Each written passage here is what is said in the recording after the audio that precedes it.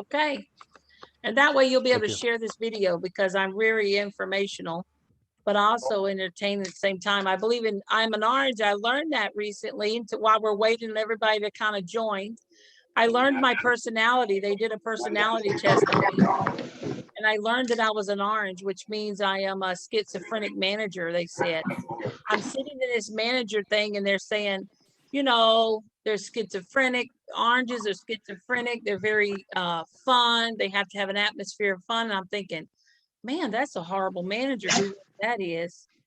And then after I did the personality test, I kind of fell under the table like, I can't believe it. But I am. I thrive around a lot of busyness. I thrive around making sure we help a lot of people. And if you understand who we are, we're Trinity. So we actually have 41 people in this office that all we do is credit repair. So we're going to teach you that. What is credit repair as we see it pre-COVID and after COVID now. So when the boss mans tell me to go, we're going to start. I'm going to share my screen and tell you about us and give you a lot of good tools that you can utilize today. Now, Mr. Andre, most of your business comes from realtors, leads. Are y'all sitting with builders? Pretty much your lead sources to where you're known as a company. It comes from a variety of areas. Yeah, they come from a variety of areas. We have some people that do, you know, a lot of lead generation through lead generation companies. And then we have some people that are realtors and loan officers at the same time. And then, you know, we have people that just organically go out and get leads and generate leads that way. We have a couple of lead sources too that we provide that are, you know, paid lead sources, but for the most part, it's like everybody sort of has their own way that they go out and get those. Okay. I love it. Well, we're going to definitely help you with that. So this is going to be good because I know that a lot of you, we're going to teach you how to stop. Are you finding that when you guys pull credit reports, you give your customers the pre-qualifications before you pull that final report from underwriting, you're getting new collections hitting the credit reports and taking the borrowers backwards in scores and kind of throwing them out of the home buying process? Are y'all still seeing that in the industry? Oh yeah. Okay. Yeah, it's typical. And then, you know, obviously the market's really bad right now. So we're getting a lot of people that have very low credit scores. Okay. You know, so that's also been problematic. And we really haven't really ever had a you know, a company that we could point everybody to for the credit repair options, you know, to give their borrowers. So this is really you know, great that Mike bought this to us because a lot of people keep asking me, and I'm like, I don't know really where to tell you to go. You know, so I generally don't tend to give credit advice to my borrowers. I just tell them, you know, you might want to search out a credit repair, but being able to give them a referral is even better. Good. Okay, well, I'm going to show you a lot of that. I see somebody's already honed in with authorized users, so I can, of course, address that. Well, I'm going to show you how the credit bureaus think. I tell you, after 16 years of business, once I saw we went through COVID, just so you kind of understand, we never closed. We've been open the whole time. We're essential. As long as the banks are open, we're open. So we've never closed, but we've definitely seen a shift, and we've seen a shift that we're all hearing about. But a lot of times as lenders, we want to bypass certain things that we're seeing as red flags that I'm going to teach you today. You know, everything I do, I want to make sure in all that I get understanding. And I believe knowledge is power. I always say on my Monday night live Facebooks on Trinity Enterprises, Michael's going to put our information up. You know, people don't really have a money problem. Their money always resorts back to credit. I reduce debt to credit ratios. I can get people that don't qualify for a certain type of mortgage and look at their credit report immediately, and I can reduce their interest rates and move money around and find you money that they can actually go back to qualification for their loan, just because I can look at how they're paying their car notes, what interest rates they're on. So this is something that's we're going to have to tap into to be productive as a lender this, you know, and moving into this industry and the way the credit bureaus are going. So tell me when to get started. So that's something that you guys really want to learn about, maybe the second presentation or a phone call conversation. You got people that student loans are taking people out of the borrowing aspect because of their debt to credit.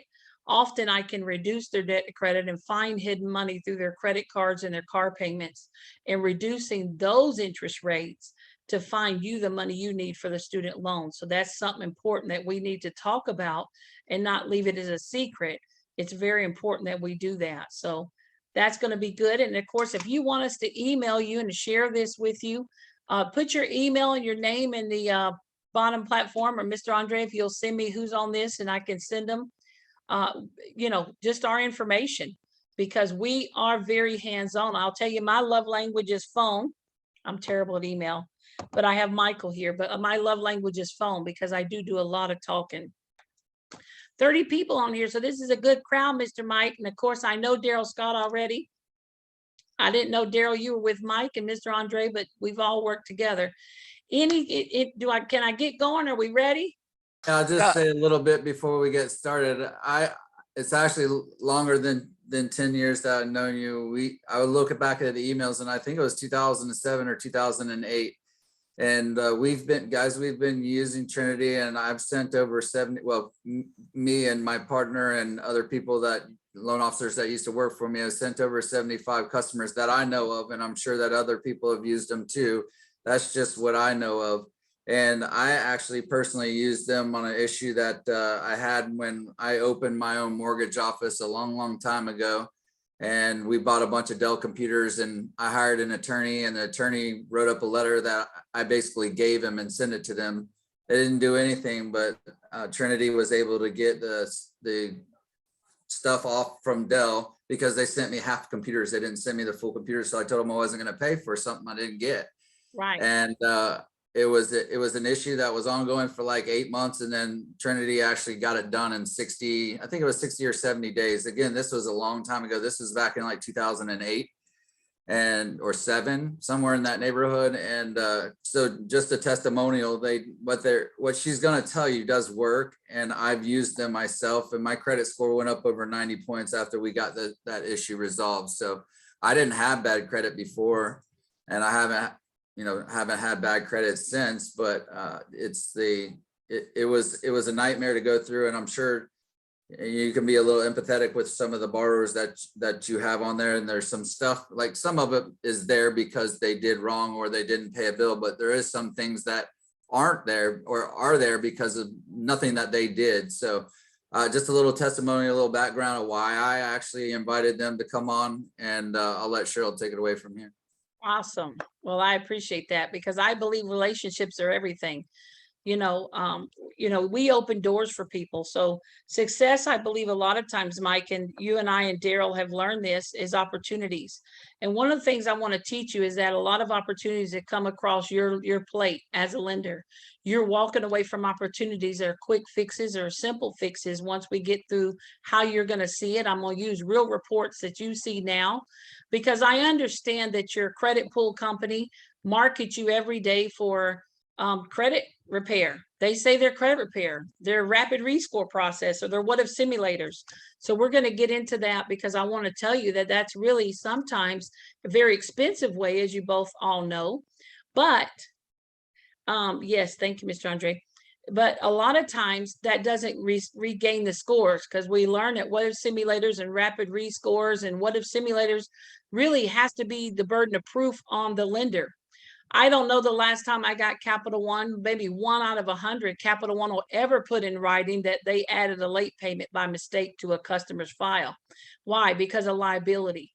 The major creditors typically do never put in writing for your rapid rescore process that they really made a mistake on a consumer's credit report. So let's get started. Are we ready? Yes. Yep, we're ready to go. Let's do it. Well, Trinity Enterprises, our simplest website is creditrepairlady.com, but it's also, when you get there, to link you back to Trinity Enterprises. As Mike said, we've been in business for 16 years. We started in 2006. And of course, the Lord really, my background personally, I've been here the whole time, and Michael Lynch has been with me as well. We're a Christian company. I don't know if you can see that scripture behind me.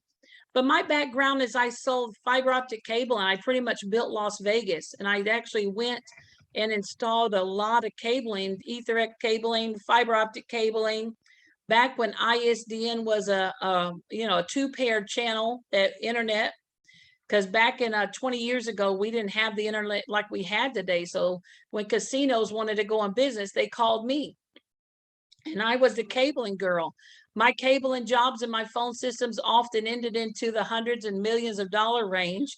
But whenever I got to the closing table for these business owners, I always found myself having to fix the personal credit. Because as you know, as a business, your personal credit reflects that where you are on paper. My husband said I worked for the mafia, and I didn't know it back then, but I guess I did, because every time I would fix Uncle Anthony's credit, he opened up, Caesar's Casino, which is Caesar's is a major corporation, but I'm talking mom and pop kind of casinos back then. I would always get a call from the next person, Nick or his uncle or whoever. And then I always chase my tail. What do you need? What do you need? I'm a phone person. So God started to woo me in an area because he started to teach me how the credit bureaus think. So the first thing you take away from this meeting is that the credit bureaus are for-profit businesses. We are seeing a whole different industry right now with the credit bureaus and how they're actually keeping their book of business sacred. What do I mean by that? The credit bureaus get paid to report negative data. That's how they make their money. So if I am a for-profit business and my number one customers, Capital One, Chase, Wells Fargo, Bank of America, Midland Funding, Asset Acceptance, who are collection agencies, I'm making money by posting negative data. So number two to take away is that Trinity's not only been doing this, and it's the only thing we do. We don't do lending. We don't do real estate. We work fast. Our typical time frame of turnaround for you to take your customer to closing is 30 to 90 business days. However, RESPA law makes us contract every customer for up to 6 months because we want to make sure we follow that customer up to the closing process. We are built for you. We look at credit reports just like you would look at how to reduce scores or how to get scores up to reduce the debts.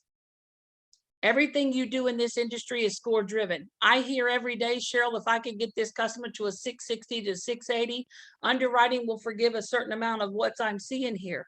We just heard from the RESPA reporting that medical bills, some of it's going to come off the credit report, not entirely all. And here's the reality with medical bills. So the number one secret I always give up with is that a lot of times legally, the reason medical bills are no longer going to report the credit reports is because they've been hammered, is that medical bills legally should not be on the credit report, because when your consumers go into a doctor's office or hospital, they sign the HIPAA Privacy Act. Somebody says, Lynch, should we pause and ensure mute is active? We cannot understand it all. So I'm not sure what Mr. Dean Sean is saying. I don't see anybody that's not on mute. Is this a problem for everybody right now? Can everybody hear me? Yes, I hear you. Yes. loud and Okay. clear. Okay, I'm not I hear you sure. guys fine. I'm not having any issues here. Okay, so medical bills legally, because of the HIPAA Act, without a release of waiver, they should not be on a consumer's credit report. The number one thing that drives scores down is medical bills. And we understand as your FHA product forgives a certain dollar amount or forgives a certain amount of those debts. However, everything you do is score driven. So remember, we're finding a lot of what conventional status type loans, because I don't know what area you're in, but in Florida, you got to have that borrower ready to go and make that offer the moment that house comes available. It is still a seller's market, or buyer's market is tooth and nail. Houses are selling more than they're worth. So when it comes to what we do, we want to, of course, help you understand that we want to make sure we get that borrower to the highest credit score possible, reducing and removing what we're seeing today, and that is evictions, utility bills. It is the worst thing you can do when you have a customer that has a negative bill, is to have them settle a negative. So the number 3 thing you take away is not only fast, Trinity's fast, we warranty what we do. We remove the negatives without your customers having to pay or settle the debts. So if there's a third takeaway, is that nothing trumps a deletion. And I saw that there was a chat in here that people are selling authorized users to try to get the scores up. And you can to a certain dollar amount. However, I'm going to teach you on credit reports when a booster is going to work and when a booster is not going to work. So nothing trumps a deletion. You have to get that borrower's negative debt off and not settle it, because here's what's happening sometimes. When you have a customer that's had a collection since 2019 and they go and pay that 2019 collection, they are going to now, what was once dormant, almost 4 years dormant, that's costing them maybe 15, 20 points. If a customer wakes that debt up and pays it and it becomes a paid collection now, you just saw your scores go down the tubes another 50 or 60 points the minute that updates. So taking your borrowers out of the home buying process is not a good thing. So we're going to show you what. But the first thing we're going to show you to do is to protect your lead source. And that's the reason I asked Mr. Andre this, is because as a lender, the credit bureaus are lying dormant right now. And I'm going to share my screen and share something powerful with you, which is how to protect your customers from being sold. The credit bureaus right now, if they're getting paid to sell your consumers' information, they are basically selling the debts because they're making so much money from it. So I'm going to share this with you. I'm going to close this one out, Michael, and be able to see where you're at.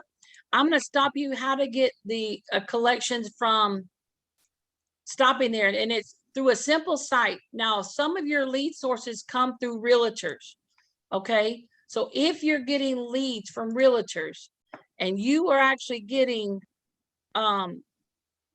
new collections from the credit reports, the credit bureaus are famous for selling your consumers' information. Let me close this window so I can see my new window. Okay. Michael. Hold on, Michael. It's making me close some windows. I thought it would let me have more than I did. So when I say this, how many of you get a borrower that's interested, and the first thing you get a borrower when they're interested is they're jumping ship because they found a new lender, or somebody promised them something that you know is pretty much non-essential, is not true, correct? And it's because the credit bureaus, when you pull the mortgage inquiry, the first thing that happens, let me, if I can share this screen. You see my Zoom screen? Michael, do you see the optoutprescreen.com now? Okay, good. All right. So this website right here, the credit bureaus are for-profit businesses. They're data gatherers. You can Google this. This is an official website called optoutprescreen.com. Two things this website does. It stops your leads from being sold. So if you have realtors that send you a book of business and these realtors are fighting tooth and nail to keep their customers a secret from others selling them or marketing them. And if you have a question, you can put it in chat, Michael will answer it. If they're marketing them, number two is this is going to stop the credit bureaus from allowing your collections that lie dormant to re-report, because here's the reality. It's called Fair Debt Collections Act. Collection companies have 2.5 years to collect on the debt. You can Google this information. It's public information. So if they don't collect on the debt in 2.5 years, they often take that debt and they resell it to a sister company to keep it alive. So the number one precept to consumers is that, well, I have bad credit, but it's been 7 years. I'm just going to wait for it to fall off. Wrong. Bad debt doesn't go away. You have to physically remove it off the credit report because collection agencies are reselling that debt every 2.5 years. So two things I want you to do. When you have a borrower that you know is a sacred borrower, maybe a next door neighbor, maybe your mom, maybe a distant family of a relative, if you take 1 minute before you pull your credit report, before you do a pre-qualification, and I'm going to go over what a soft pull and a hard pull is, because a lot of precepts about we're just did a soft pull is really inquiries. But this website, optoutprescreen.com, teach your realtors this. Do a whole meeting with your realtors. This website says this is an official consumer reporting industry website to accept and process requests of opt-in and opt-out. I want you to look right here. Inverness. Inverness is actually the #1 data source that is actually selling your consumers' information. So when they see that mortgage inquiry, Equifax sees that, and Andre can attest to this. You can call Equifax today. To 10. Okay, because I have to really pee now. Okay. Sorry. We're going to be right Okay. here in Baldwin in a few minutes. Okay, maybe that wasn't for me. Okay, so Oh. Hey, guys, mute your mics, please. when Kathy, can you mute your mic? you see an inquiry and the credit bureau see a mortgage inquiry, they immediately jump on that inquiry, and people call them every day and ask them how much they can buy leads for. And the credit bureau say to you, as a lead source, as a lender, you have to submit that you're a real lender, and they'll say, yes, I'll sell you a lead within 100-mile radius from what zip code? You want the name, the phone number, the credit score, and their email address? How much information do you want? It's for sale. And it's only for sale because you never told the credit bureaus that they couldn't sell it. So the purpose of this website is to stop the consumer's information from being sold to fellow lenders and realtors in your local area. Because after you close on the home and the customer closes on the home, who's the next person that knocks on their door to sell them something? Insurance people. How do you think the insurance people found out about that lead? If you didn't tell them they bought it from the credit bureau. So this will stop, this website will stop your consumer from being marketed and solicited from other realtors and other lenders. It'll keep your lead sacred, because guess what? You've already spent money pulling that credit report. You've already invested time with that consumer. So let's turn that consumer around and teach you how to make money. But before we do that, let's keep that consumer sacred and do you alone. So right here, this website will help you permanently opt out firm offers for 5 years electronically. Okay, you can opt out by mail. Now, this is my joke, and if you know me like Mike knows me and Daryl, if you got a bad baby daddy or a bad baby mama, this is the worst thing you can ever teach them. Is opt somebody in is the worst thing you could ever do to your enemy. My God, that is terrible. So never opt anybody in. So when you go through this website, because opted in basically tells the credit bureau, sell my information, sell it to everyone, good or bad. And I'm telling you that consumer's credit score is going to dump quick. So when you choose to opt out, you will no longer be included in firm offers to consumer credit reporting agencies. Because you previously requested to be opt out for 5 years, you click this button. And again, let me do this again. Maybe the website's down. Michael, hold on. Let me go back home and do it again. First page, go all the way down. There it is. So right here, it says the only 4 pieces of information you need: name, address, social security number, date of birth. And I know it's an extra step, but here's the reality, guys. This will stop the collections from coming and being a surprise at the end that will cost you another 2 hours on the phone with underwriting and everybody you're trying to negotiate with to get that borrower to closing. Take this extra step, because the credit bureaus have seen so much hardship through consumers. They are doing everything they can to make money and stay in business. And as you see through this website, it automatically chose opt-in. You don't want that. You want electronic opt-out for 5 years. And it says, after you complete this request in 15 minutes, you just took this consumer's information off of the do not sell list. They cannot sell their information. They cannot re-report collections on the consumer. There'll be typically less headaches at the end, and you will protect your lead source. Michael, am I right? Lenders that do this, they find they have easier ways to get the borrower to closing and less trouble. So I don't want to spend a lot of time on this. Teach your realtors this. The reason I say teach your realtors is because they're the first person in charge of the consumer. Never give the credit bureaus the consumer's phone number. I know in your credit report you have to, but when it comes to this website, you don't. All they need is their name, address, a social security number, date of birth, and answer that right there that you're not a computer.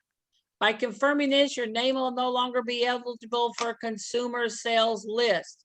This is a best website, I'm telling you, to protect your lead source. Any questions? Because I want to move on, because we got something even better to share. This right here is a good opener for you to teach somebody new and to be able to help a customer get to the closing table in the fastest time. Any further questions on that? No, good. Okay, so let me stop sharing that screen and come back to you. So when it comes to that, that's the #1 trick as you as a lender that can protect your lead sources. Now, will you be able to call the credit bureaus and buy other people's leads? Absolutely. So you can do that today. It's probably costing $2.50 to $5 a lead, but you don't have to allow your customers to have that. Now, #2 is that I want to share with you. We remove everything that you can think about that's closed or collections. And here's another secret. Everything that we're seeing with pre-COVID babies coming out of COVID that have lost their jobs, are we seeing a lot of evictions and charged off and original creditors that have literally lost money, and the consumers are wanting to rebuild their life, but they're stuck because the consumers are stuck with that collection or that charged off amount? Mike, I'm gonna use Mike. Mike, you be my yes man or Daryl. Yes. You're seeing that? Okay, perfect. Now, on your credit report, because I'm all about teaching, I'm going to share with you a series of credit reports I want us to go through, because I want to use your reports to kind of show you. This report came to us the 1st of March. They need the customer to get to a 640 to a 660. So this is a report, and I'm going to use several different reports. I want to start with this one. Do you see that one says CoralLogic, Michael? Let's start with the first one. Yes. Okay. This one came to us yesterday. The broker says, look, I need this customer to a 660 or higher. They're in contract. I only got 60 days to get them there. What can I do, Cheryl? And I looked at this report and I said, booster. Let me tell you why. As you can see here through the credit expert, they pretty much plugged them in and said, you know, my rapid rescore, what can I do to get their points higher? And as you can see here, it didn't give them much options to get them higher. However, the minute they sent it to me, I was able to identify, and you're going to see 2 things that I immediately identified. We don't have the time. They need to close by the end of May. So I have less than 60 days to get them to a 660. Okay. But I'm going to show you how I look at credit reports and how I can determine what is the best factor to get the customer there. Okay. And I'm going to teach you something called a negative and a positive column. But in this particular report, I want you to show you what type of collections they have, which are very forgivable, but what's really holding the score down on this consumer. So the next thing I'm going to teach you is we're going to learn these score factors, because your reports, every report has what they call a score model or data sources of score factor, how the credit bureaus calculated this score.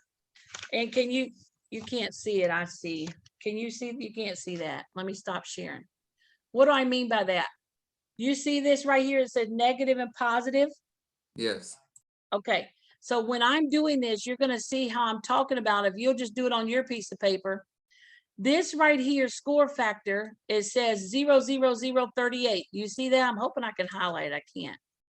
Okay. So it won't let me highlight, but it says Equifax is a 636. Then it says factor 0038. This credit report is telling us what's really holding the borrower down. Now, remember, 38 is basically an algorithm of percentage. It says serious delinquency or public record on file. Every one of these score models are giving you a lead at how to get the consumer to closing. What do I need to do to get their scores up? So the first one will go in your negative column of 0038. So that's 38% of this credit report is because there's one bad piece of information. 0013, 13% is because there's a recent late or recent collection that's very new, less than 12 months. Okay. 018. So right now with 38 and 13, we're at 51% of this credit score is because they need credit repair. They need something removed from their credit report to get that score up. But then 018 says number of accounts with delinquency. So this one tells us that because of the credit report, there is a number of accounts with negatives. So if I add 51 and 18, I'm at 69% of that. Equifax says if I don't remove what's negative, 69% of that score is going nowhere. And then it says length of a time of derogatory public record or collection too short, another 20. So right here off the bat, 89% of what's on Equifax, and of course, I'm just dealing with one. I'm gonna stop sharing so you can see. We didn't even address the positive credit the lady has, but I'm gonna show you. So when you send me a credit report and you need time and you're saying, hey, I need to get this here. Okay. Michael, you're answering the question about telling the customers about pulling reports, doing this, nobody minds opt out. So I'm seeing the questions. So Michael should be answering those. Let me know, Michael, it's something I need to actually share publicly. But right here, it says 89% of Equifax, if I don't remove what I'm seeing negative, and I'm gonna go over this with you, and where's my other 11%? Number of accounts with inquiries. So remember, every inquiry that's being pulled is affecting the customer's credit score. Even soft pulls, if it gives you a credit score, it's a hard inquiry typically. But TransUnion is saying the same thing. And Experian, however, is saying something different. Experian is saying 33%. If I give them and they pay down their credit cards, Experian is saying 33% of proportion of balances of loans too high. So Experian is saying if you pay down your credit cards, Mr. Consumer, because this is what most of you do, is you say, just pay down your credit cards and that should get us the score that we need. But the score algorithms are saying differently. The score algorithms are saying this customer needs repair, remove negatives, and I'll give you some of the points back. Okay, so let's go through the credit reports. I want you to see, do we have a thumbs up that we see Experian is saying 38, 18, and 13. So Experian is saying 38%, 18, and 13 is 51. No, it's 69. So 69% negative on Experian, but 33 is positive. So Experian is saying if we pay some balances down that you have too high, I'm going to give you a 30% increase. So will we get to 660 with Experian? Yes. Is that enough for you to get them to closing? No, because of the type of loan she needed. So this customer, they brought me, I'm looking at the positive. Toyota's great. Toyota she's had for 5 months. So really this the debt on that one. Student loans, as you can see, a lot of student loans. They're good. I'm going to scroll to the negative. I'm just scrolling so you can see positive, positive, positive. And as I'm seeing here, I'm seeing nothing but installment loans. Okay, 2 types of credit, installment and revolving. Now listen, guys, what do we see here that a lot of consumers have debate on? A lot of consumers have bit the bait on that experience self-reporting. What is this reporting as? Installment. Does this help the consumer a lot? My personal opinion, and this is my personal, this is nothing here. Here's what I foresee in the next year and a half as customers continue to give the credit bureaus who are for-profit businesses too much insight to what's on their credit report. Consumers right now can report their cell phone bills, their cable bills, their power bills on credit reports. Right now, you as a lender, you don't account their debt to credit ratios for their cell phone bills, their power bills, and their cable bills. That the underwriting doesn't ask that information, right? Thumbs up, yep. But the more information we put on here, that we have a customer that has a 104 cell phone bill, because I know some people's cell phone bills are $400 a month. So if we start telling people to do this self-reporting stuff, they might turn around a year from now, 2 years from now, we might have to start equipping, and the underwriting is going to start saying, you have a power bill of $450 a month, and you're barely making your debt to credit ratio here. I advise don't have consumers report what's not required. This is an installment loan. It's not helping them. It's just a dead dormant bill. Right now, there's no real benefit to report a $15 Netflix bill. There's no activity on it. They're not reporting a balance. But guess what's going to happen eventually is that it could start to say if they're late we could start seeing late payments on our bills that didn't matter at first, and it's gonna turn around and bite us with the underwriting looking at too much, because underwriting is our best friend, but not really. They're trying to look at, and as you can see here, this consumer has a lot of closed accounts too. Two things that we're seeing through COVID is that we're seeing if a customer doesn't have at least 12 months of open and active credit, they have what? A 0 credit score that requires a seasoned trade line to get their scores up. So let me get to the negative on this so I can move on. Derogatory items. This customer has good credit cards, but she has a lot of late payments. So this is a late payment customer that would need a traditional credit repair service to battle law and statute. Let me tell you how we remove late payments, okay? Late payments are not impossible to remove. They can be very easily dependent upon the customer, making sure she's never late again, and the way we challenge it, okay? Late payments in 1995, when the Fair Credit Reporting Act was written, and as you can see here, these are her positive credit cards, all right? She's had them for an average. American Express, she's had 6 years. She has a $2,000 credit limit. She's paid the balances down. Paying the balances down still didn't get her to a 660. Did we see that? Can we agree? She paid her balances down. Her lender told her that. It still didn't get her high enough to do the conventional loan she needed to get to closing. Okay? Citi Card dropped the limit to $500 from $16,000 because of the history of late payments. They got scared. So this consumer with 0 credit, with the creditability, installment loans, you get payment history. Credit cards is the #1 favorable credit you can add to a consumer's credit report with history to boost the scores. So when this lender said, Cheryl, I had everything paid down, it still didn't give me the score that I needed. How can I get her to a 660? The first thing I looked at was how old she was. Michael, you redacted that, but I think she is about 54 years old. So when I looked at the credit report, because remember, I only have to the end of May, really the middle of May, I have less than 3 weeks to get her to a 660. This report, I basically said credit booster and some small repair. Late payments in 1995, that was what I was going. The way we remove late payments is this. In 1995, only boss man Andre, he had bag cell phones. He was the rich guy on the block. The rest of us, Mike may have been one of the rich guys on the block, and Daryl too. But the rest of us had cell phones. I mean, beepers. We didn't have cell phones or internet back then. So remember, when a credit bureau wanted to report a late payment against a consumer, they had to follow a 21-step piece of paper process to get the consumer to closing. All right, to report a late payment.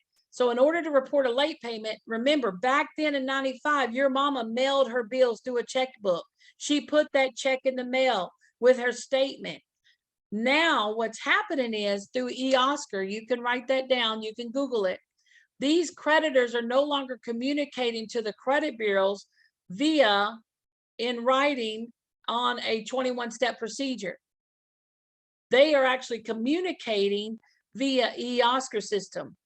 So they are actually emailing lates over to the credit bureaus, and they're emailing these lates over when they legally, according to 1995 law and statutes, remember everything about the credit bureau is law driven.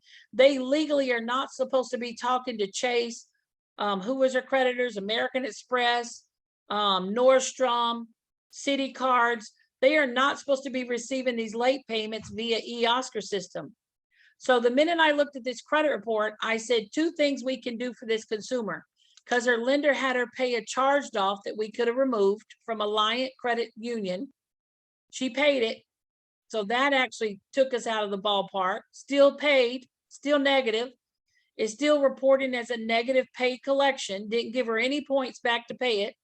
And it still has 14 late payments. Okay, another collection, it's only $75. The lender can forgive that.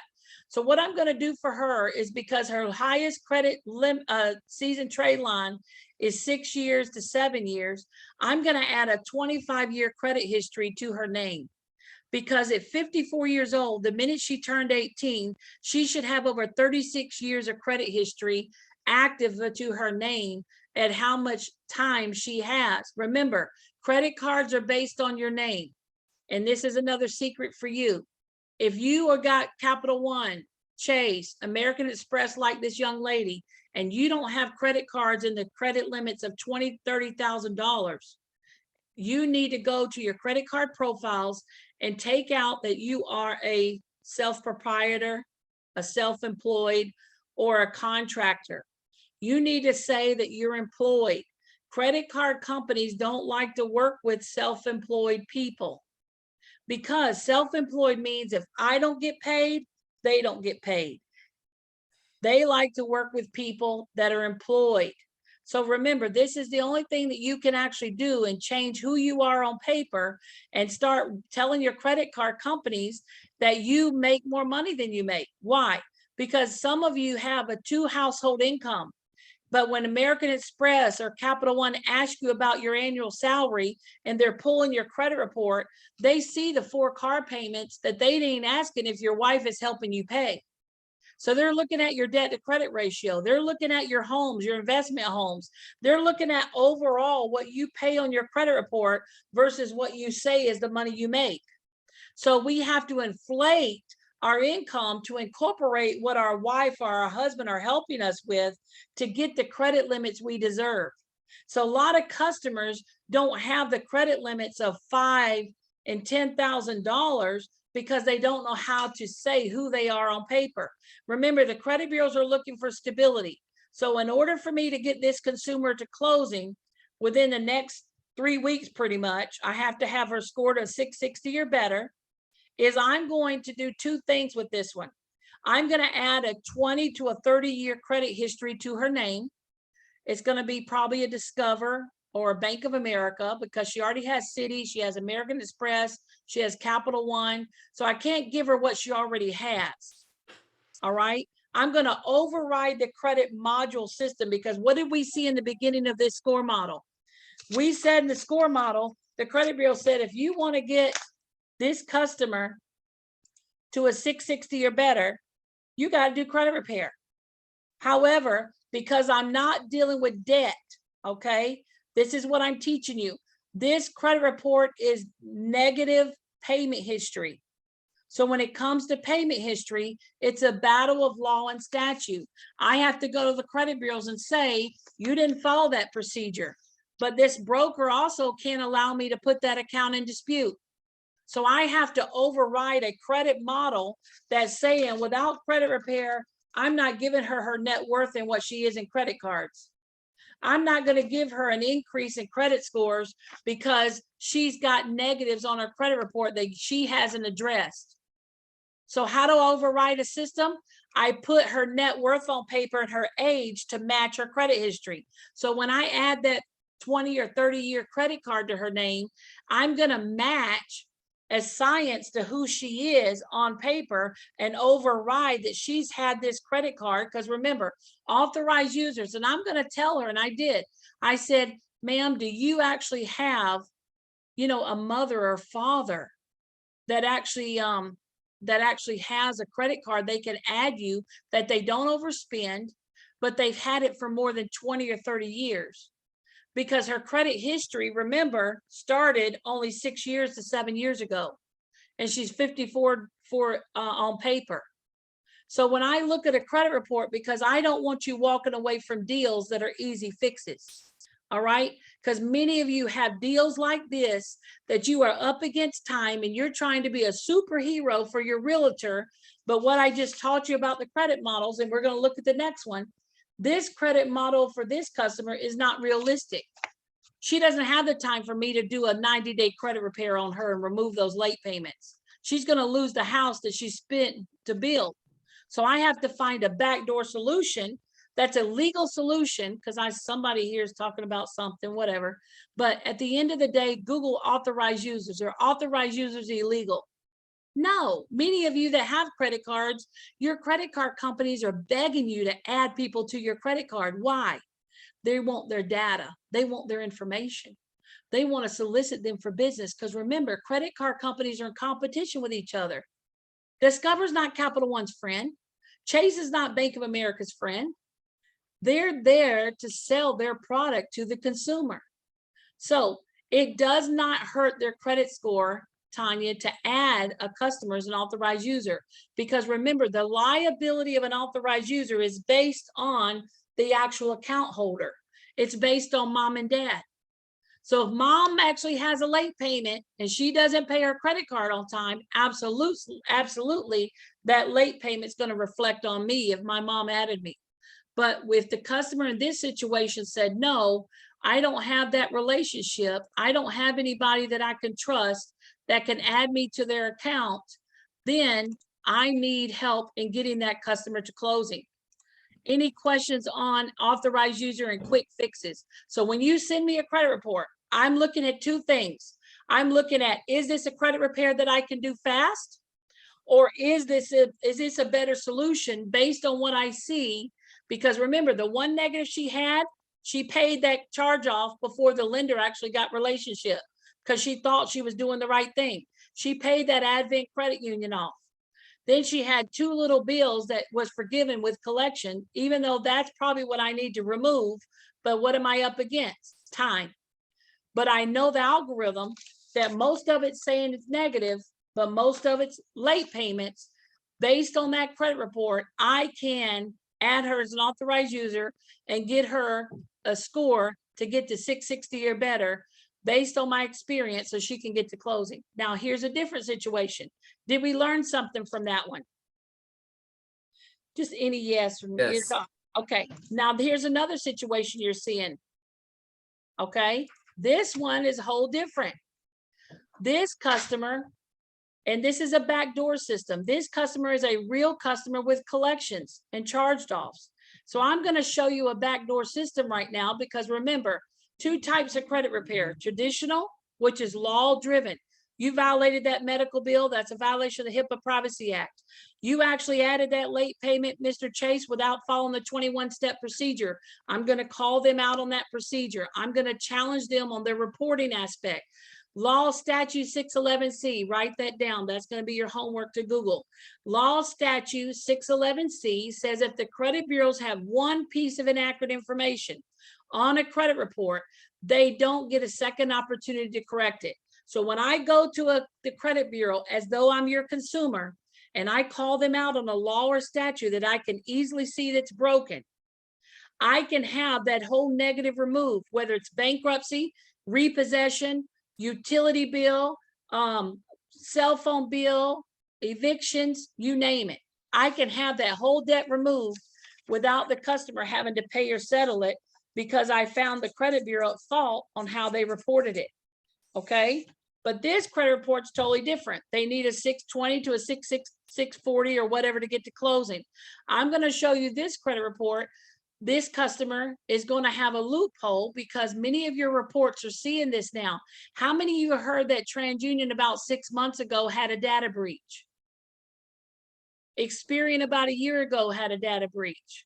Very recently, Outlook, T-Mobile, my gosh, the companies keep going. Everyone in America right now, including me, are on the dark web. Everybody. Equifax just did a settlement of lawsuit of everybody they breached 3 years ago. Maybe it's 4 years ago. So two things you're seeing on a credit report. As you see here, underwriting alerts for this customer says, can y'all see that? Do I need to enlarge it? This customer's middle score is a 579. So this customer, again, is not going to, their rapid rescore is not going to give them the proper opportunities they need to get to a 640 to get to closing. Okay, so they came to Trinity. Underwriting alerts say, hey, there's collections on here. There's accounts that the customers try to dispute themselves to remove. And not only that, there's bankruptcy. Listen, guys, bankruptcy, even though it's past your statute of limitation, anytime you see a public record, a bankruptcy is often easily to remove for two things. A bankruptcy is because if it's a Chapter 7, the only thing that should be showing on that bankruptcy is the bankruptcy itself. How many? However, many of you pull credit reports and you see Capital One included in bankruptcy, Chase, Bank of America, whatever XYZ collection. That is illegal that the credit bureaus have allowed the original creditors to stay on the credit report. Because when your customer filed the bankruptcy, they went under a shelter protection action. So when they went to file the bankruptcy, the credit bureaus purposely sprinkled, you can't see my hand actions. Now you gotta see what I'm doing. They purposely sprinkled Capital One, and all these people on the credit report lost money because that's their their customer. Because when that customer wants to go back and wants to actually reestablish a relationship with Capital One's computer models are going to pull that credit report and see that that customer didn't pay them the first go around. So often that customer is going to lose money, then get returned down from Capital One from reestablishing relationship. Okay. Again, back to the score models. What's the best solution for this type of customer? Many of you are seeing these type of customers right now, and you're walking away from them, and you don't have to. I'm going to show you 2 secrets in this credit report. Back to the score models. This one I think will let me highlight it. Michael, it won't let me. Okay, so we see here, TransUnion, score factor 040. That's your first line. Public record or serious collection on file. Remember, negative column and positive column. So my negative column, I have a 0%. 40 is because there's one collection. Next one is 13. Time of delinquency, too recent or too short. So 40 and 13 is 53% of my credit report right now says I have to remove something. I have to go to credit repair. I have to take this off. But look at the next one, time of accounts established. That's a positive ratio. That tells me that she's got some positive credit, but it's really not enough to match her age. And it's not enough. It's probably less than 2 to 5 years. And it's not been enough time to establish her name. Okay, so that goes in the positive category. So far on my piece of paper, I have 53 and 14, negative and positive column. Okay, so right away, I'm identifying that she's got some positive, but what's my best solution for her? Length of a time of accounts established, and then it goes 0-20, time of public record or collection too short. So right away, my negative column says I'm at 73%, not even counting the inquiries. And again, the bottom line, score of value of inquiries is versely affecting the file. So right away, in order for me to get her to a 640 or better, the credit bureaus are telling me how they rate me and to helping her as a consumer. What Trinity does, guys, ladies, is we take that negative 73%, and I'm going to show you how we do it, and we shrink that down to about 10 or 15%. Because remember, her positive category, she's only 14%. So how can I get this to a 640 in the fastest time frame? I'm going to show you what she's got. And again, we're looking at all 3 models. They all say the same. They're treating it with this customer needs credit repair. She doesn't need to pay these negatives. What happens when she goes to pay them? It's going to do what? It's going to drop her scores. Okay.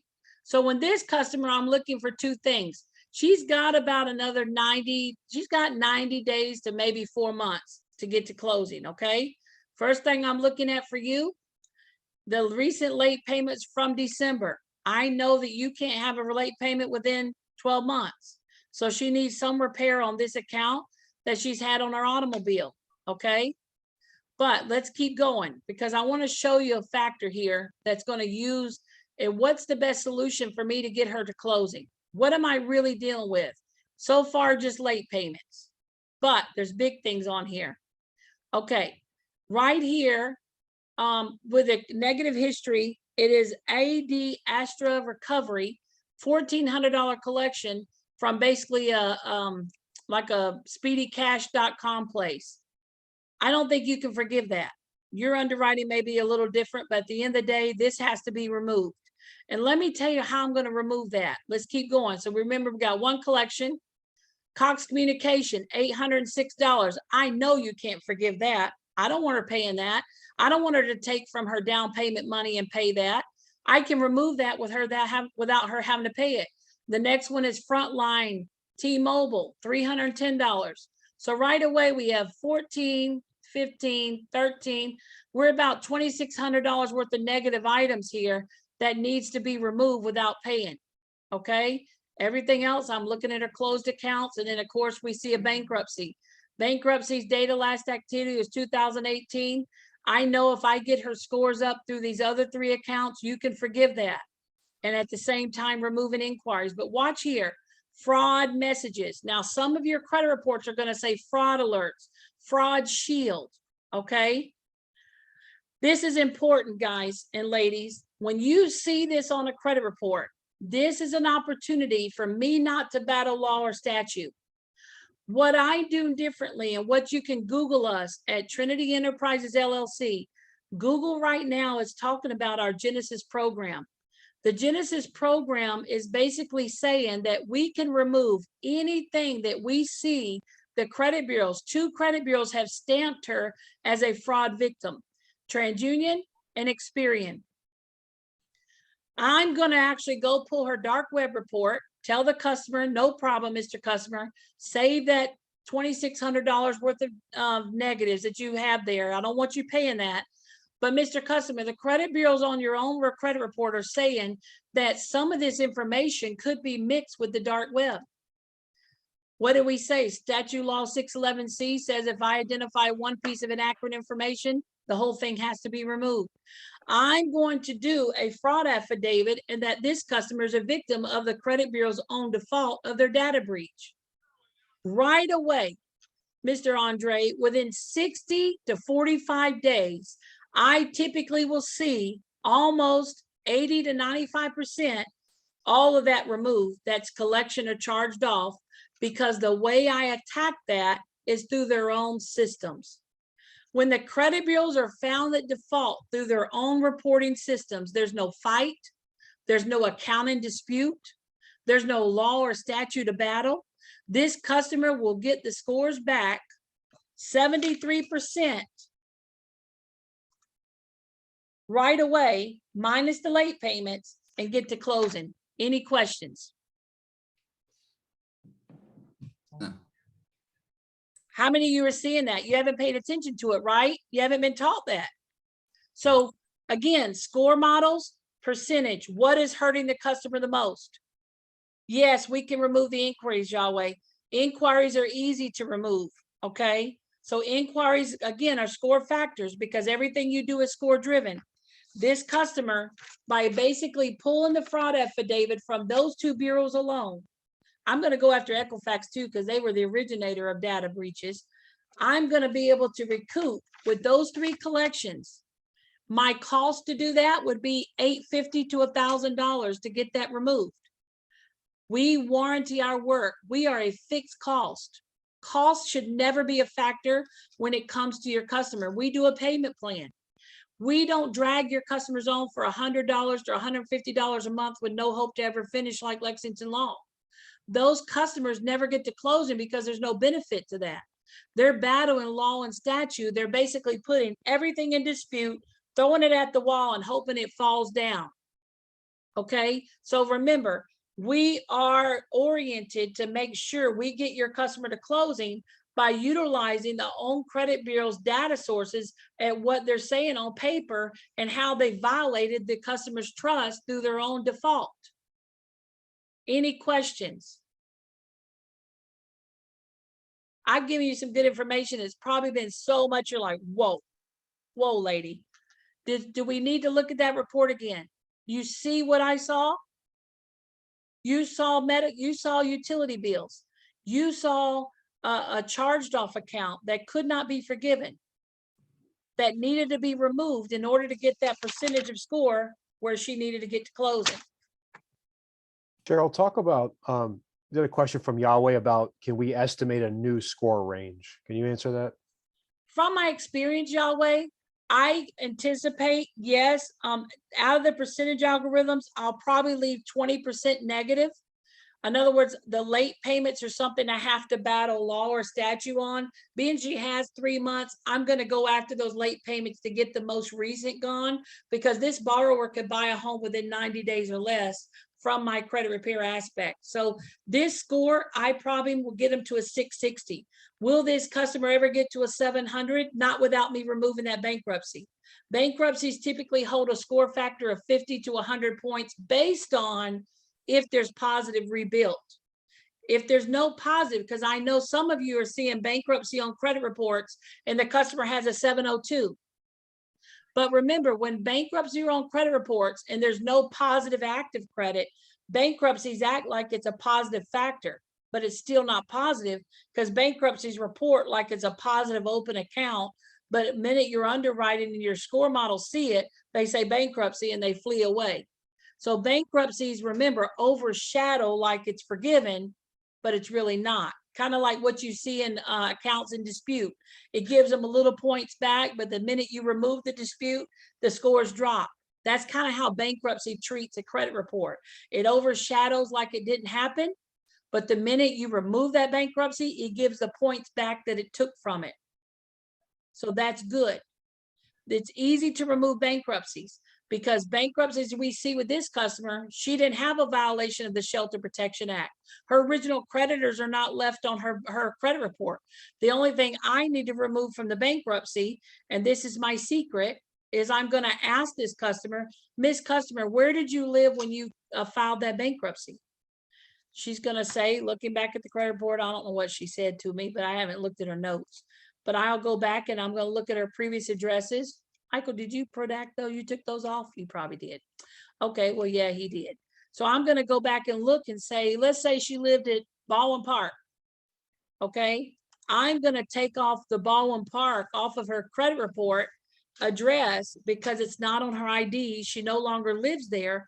And typically what happens when I do that, the bankruptcy comes right off the credit report because I opted her out. I stopped the credit bureaus from selling her information. I turn around and tied the hands of LexisNexis. Remember, bankruptcies are reported through LexisNexis. That's who the attorneys use. Do you know LexisNexis actually reports your VIN numbers? It reports who your mom is, who your sister is. It reports all kinds of data from you as a consumer. So we suppress. You can go to LexisNexis.com and you can suppress LexisNexis from following you around and selling your information when you're in trouble or somebody ever tries to sue you. All they have to do is buy a report from LexisNexis without your permission and you would never know it. So remember, America is traced. We are being traced through our email addresses, our phone numbers, our bank accounts, through our credit reports, you name it. I'm not here to be, I'm a realist. It is what it is. I work in this industry and I'm able to maneuver miracles for lenders and get people to closing because I understand how the credit bureaus think. And if a credit bureau can't validate an account, they have to remove it. Okay. Cheryl, I've got Janelle, I'm thinking, I'm so sorry if I mispronounced your name. The question is, when you add accounts to match age, do they stay or will they eventually fall off?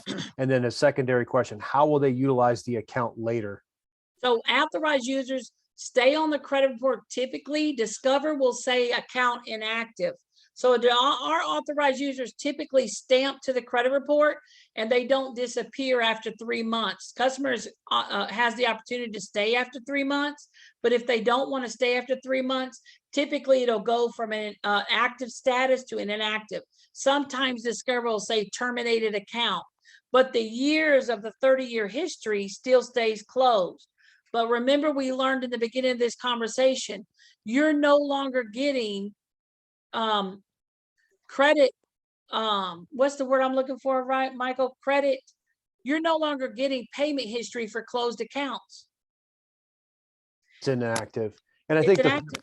the follow-up is almost as important. What we do, Janelle, is what we want them to do is use the booster card, if you will, to get to closing, and then they can utilize that in a secondary way to obtain Open other credit. credit lines. Yeah. Correct. So go ahead and speak to that real quick, Cheryl.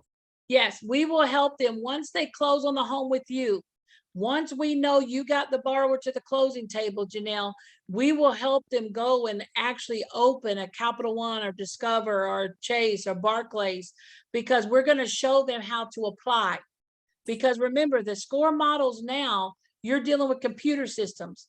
we're going to have them apply so they get approved for their own credit card. And typically, if we put them on a $20,000 credit card with 20 years of credit history, they're probably going to get $5,000 or $10,000 because we're going to look at their credit report and say, you just bought a house, you have 3 car payments. How much do you make a year, Mr. Customer? I make $85,000 a year. Okay, so now we're going to say, based on your debt to credit, and you got a new home fixing to hit your credit score, you make $125,000 a year on paper, because it's important that we say you can cover the bills you have on paper. So immediately Discover, Chase, or Bank of America will give her a $5,000 or $10,000 credit line immediately, just because how she answered the questions. Remember, go to your credit card profiles. If there's one thing you got to do today, is change what you say about yourself on paper. If you say you make 6 figures a year, you got to match that with a title of a manager. You can't say you're a president or CEO or COO or an owner on paper to a credit card company and you say you're employed, because that's what that title tells them. You're the owner, you're self-employed. So remember, like Mr. Andre, he's probably district manager of all districts. He's probably the regional, United States regional manager of regions. So his title needs to be very high because he's making $500,000 a year. So he needs to be regional, national manager to match the title on what he says he makes as his annual salary. So remember, how you say you are on paper. You never rent, you own. Remember, credit card companies are looking for stability. Even though you may pay $2,500 a month in rent, just say you own it. They don't know you ain't got no mortgage. Say you have an open and active checking and savings account. Stability. How long have you rented for? Never less than 3 years, because the credit card companies don't want to have to look for you and find you, and they don't want to have to think that you're going to jump ship on them. So everything about what you say on your profile is important as a consumer to get your net worth up, because what you say on paper matters. Everything is credit score driven. And the only thing you're getting credit report for on your installment loans is payment history. When you pay your car off and you pay your mortgage off, what does it do? It closes. But your credit cards never close. They're open and active. So what you say on paper matters. Any more questions? I got so much I can share, but we're already running over. Any questions? Anything else?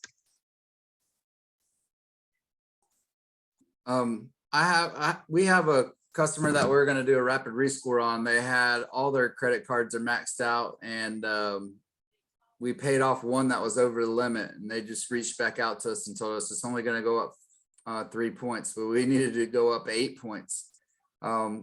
She doesn't have any collections. Has she paid anything, Mike? She paid the one off in full. Yeah, just the one. So exact numbers. It was a $1,400 balance or $1,400 limit and a $1,471 balance. Lori, if you're on here, this is your sister-in-law or sister. Can I give you the screen and you share that report real quick and make it a learning factor for everyone? It won't be redacted. But that's your company, right? Nobody would steal it from you guys, right? I wouldn't think so. I mean, hold on a second, I let me can check give you that. the screen. Michael, how do you give him the screen? Or I can email it to you. Hold on a Either second. way. But yeah, that'll Is be that a good okay, one. Andre? Is that illegal to do? I just want to show you real quick what I see and how you can get those No, points. as long as we're not showing the information to everybody. No, I would just go to the score models. We can hide the information. And then, of course, what we're dealing with. A quick question someone said, is that fraud? Listen, is it 100% positive that you make $125,000 a year and you only make 85?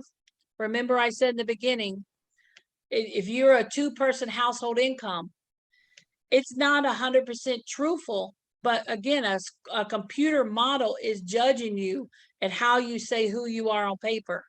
So if you want to live at a high credit score and you want to operate with great net worth on paper, and where's your net worth?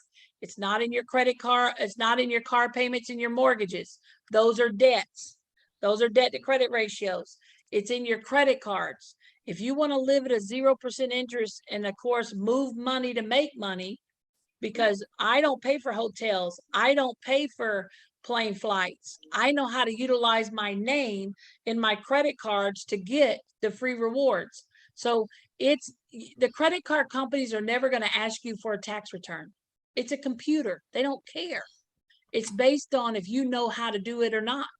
So remember, if you're a 2 household income or 3 household income, because you have signed with your kids for their cars and they're paying their car payments, but you're a co-signer, you need to equate their income to match what you are on paper. So you have to inflate your income to match the amount of debt you have. Otherwise, you can stay at a $500 credit limit forever and never have use of that credit card, because they're not going to budge until they can see you can afford it. So you have to say who you are on paper, and you have to say you make more than what you actually have. So yes, Yahweh, we have payment plans. We work with the customer's budget because we work so fast, guys, ladies. We try to get the customer paid within 30 to 90 days or less, because most of your customers, Michael sent this to me. This is a customer that just came out of our program, and this is how your results will fly to you. Most I of just your sent that customers. report to you, Okay, you sent it to me? Let me to go both find of it. you. So right away, this is how your customers are going to look on paper. This is how we update you where we're at. Michael, you sent that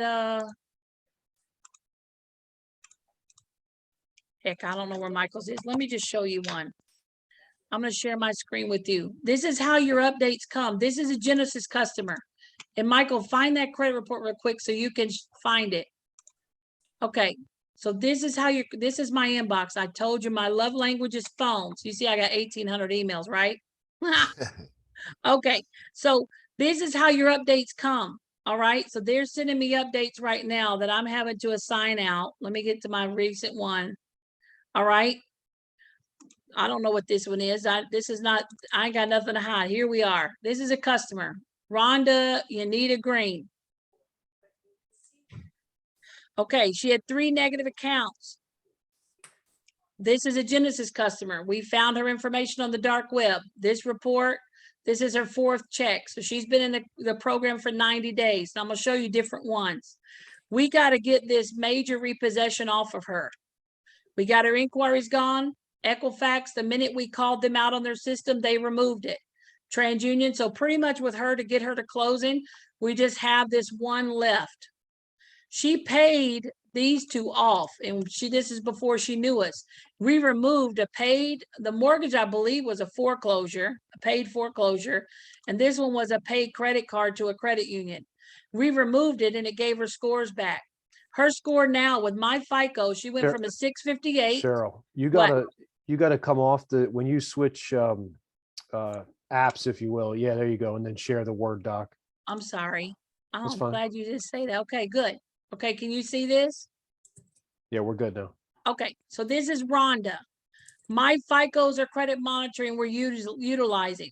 We're tracking her. She's got 1 repossession left.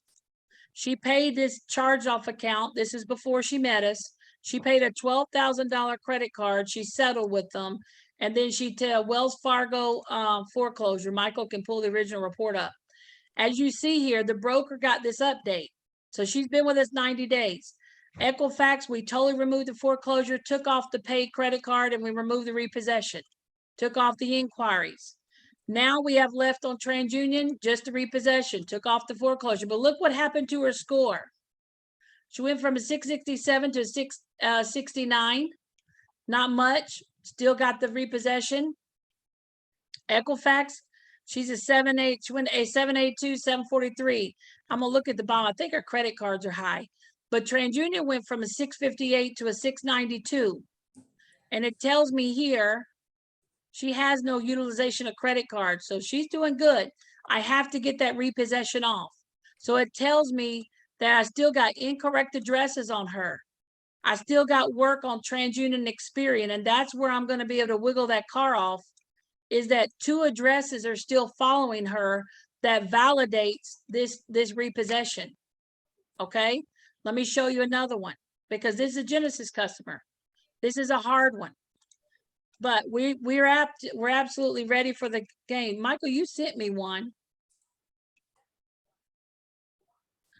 Yeah, I did right before we jumped on here. If you look right about 11 a.m. All right, let me see. Then I'm gonna go to Michael Brown's report real quick. You got it pulled up for me? I don't have it. I think he sent it to you. I sent it to And- both of you. I don't see it, Mike. Let me check Um, my junk mail real quick. Sometimes things Okay. fly over there. Oh, there it is, Mike. I got it. Let me Okay. see if I can. Okay, I got the report up. Here it goes. I'm gonna share this with you. All right, so this is a before and after, okay? Let me take this off, that off, that off. Okay, so this is the customer. Oh, share. Now this customer is actually really a broker that we can tell you. So this is actually his before. What if simulator? He never thought that being 700s was impossible. The type of accounts he has. This is his after report.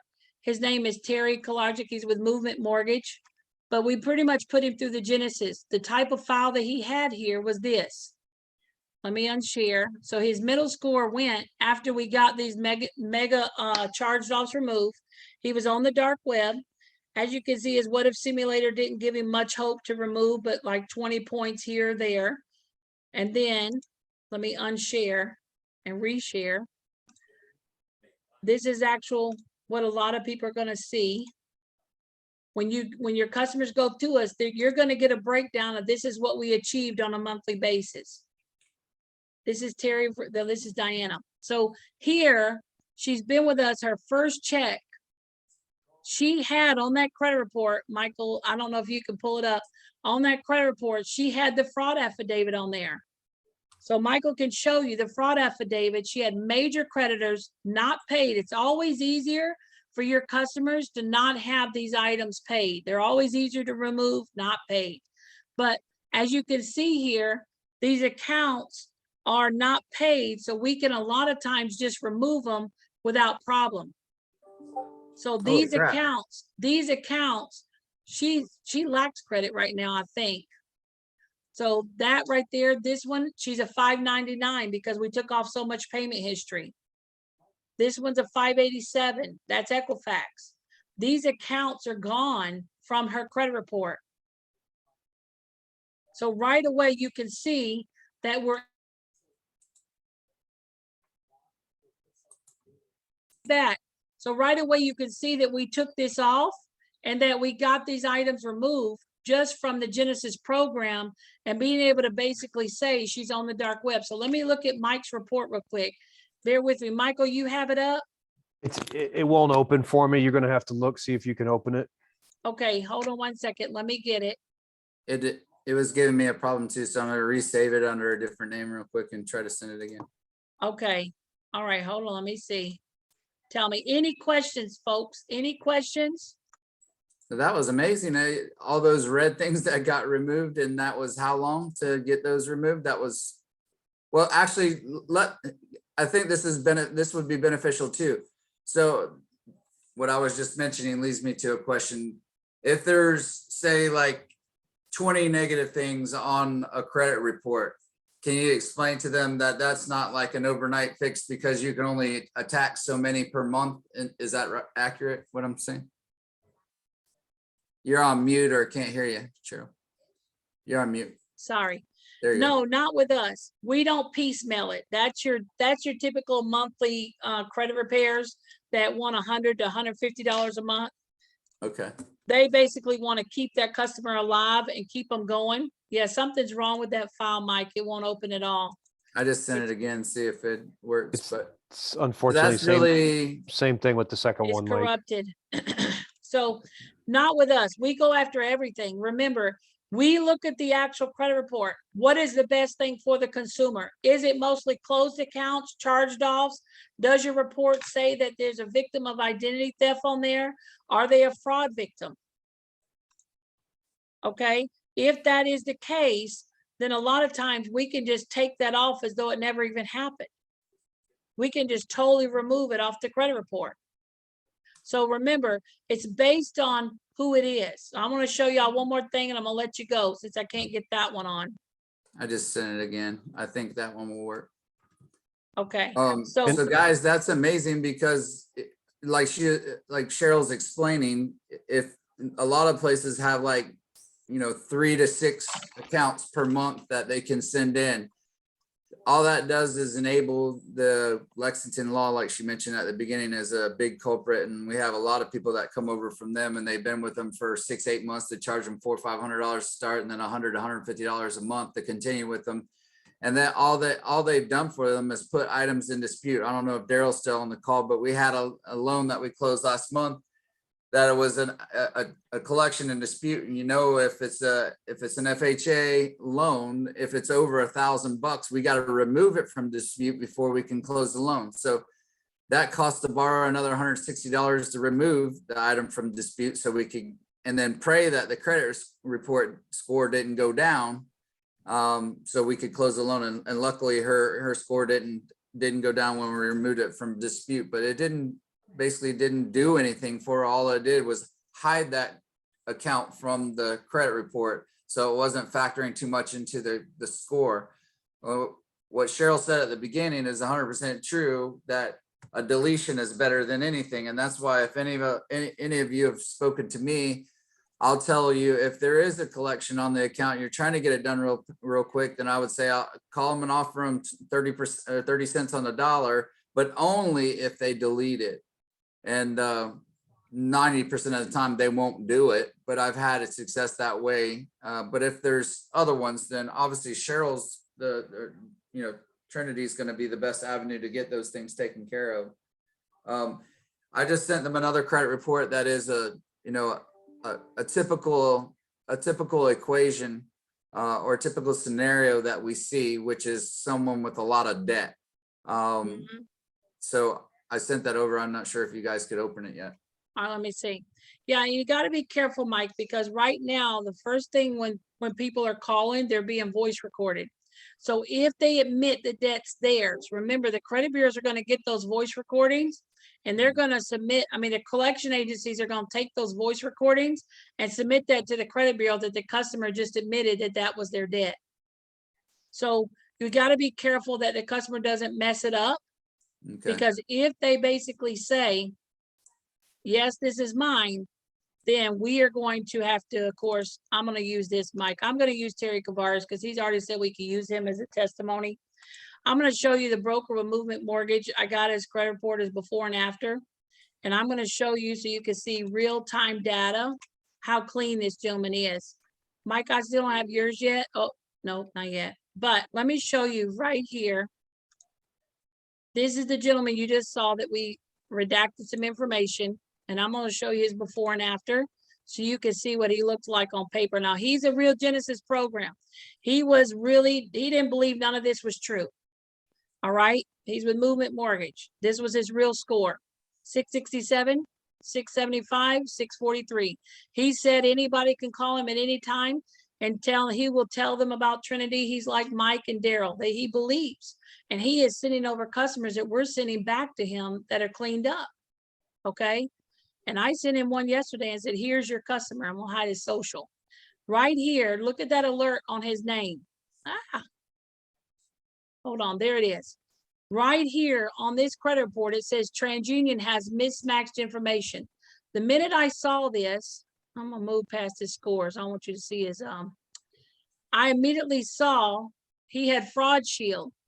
Experian is saying he's on the dark web. All three credit bureaus were saying right away that he's a victim of the dark web. Now, he told me he fell into hardship. Whatever happened, he was trying to get himself to a 700. Scrolling right to the end of this credit report, I immediately identified he has original creditor charged offs.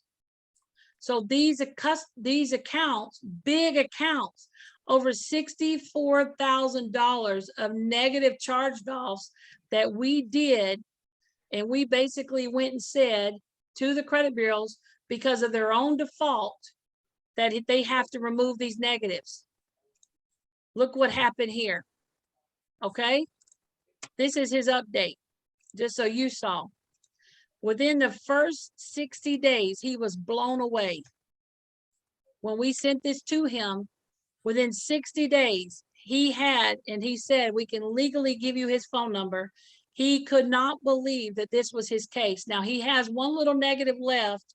He had one negative left, and it was a Wells Fargo. It was like a 2000 Wells Fargo. Now this his fourth check. So in 90 days, this was all gone. His score went from a 728. Let's see, what was the original score? Yeah, and those on there, those ones in parentheses are just the previous month, not the beginning score. The beginning scores were in the 600s. Yeah, so I saw the beginning score. That was the one we just had. So this is all gone. And he has not seen this debt come back. He's at 816 now on paper. And he's with Movement Mortgage. And he said anybody can call him.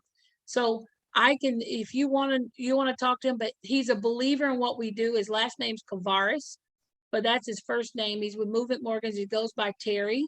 So you can Google him, but I'm telling you guys, what we see in today's industry, and this is what I sent him yesterday. This is how I sent him an update. I'm going to show you this real quick. I said, Terry, I said, this customer you trusted us with, here's all we have left. And he emailed back, thanks. I mean, he was excited because he's going to take him to closing. I have a quick question about the Yes. charge-offs. So I have a borrower who had like 23 of them because of a divorce. And he ended up just paying them and never, this is before I talked to him. He paid 17 of them off and never asked for a deletion. Can he go back and ask for a deletion now? No, he can't Okay. because it was not in the original agreement. He just needs to come to us and we need to remove it. As long as we can look at the credit report and see, even though he's paid it, we can see that he's still on the dark web. It's still revenue, ways we can go after it. Here's my email real quick. And then Michael, can you open that report from Michael or no? All right, here's my email to Terry Yes. yesterday. Here's my email to him. And I copied his customer. I basically said, hold on. Here it comes. Do you see that? It says Ryan Owens? You see that? Yes? Yes. Yes. This is his first update. This was his customer. I basically said an email. I'm still Amazing. seeing the email. Oh, you still see an email? Sorry. I basically said amazing first update, Terry, and I copied his account manager. And then I turned around and sent him his customer's update. And I said, here's your customer's first update, Genesis customer. And as you can see here, we didn't get this opted out. This is a re-report, a new collection added because one of these stinkers resold. I think it was Receivable Management. So this was Ryan Owens' first update of Terry Kavaris' customer that we put in Genesis. Equifax didn't do much. Experian removed, I would say 70%. We still got this one left. Is a big auto charged off with Target and a new collection we're going right back after. So Equifax only removed 2 accounts. But the next update, I'm probably going to have 80 to 95% of this gone. TransUnion, I got 4 accounts left. Okay, so just so you know, this is how your updates come. And remember, my tracker, I'm removing what these accounts associated with. So I got 2 bureaus that really didn't remove a lot, and I'm going to hit this one again. So this next update in the next 30 days, I'm probably going to have 80 to 95% of this gone, including the new collection.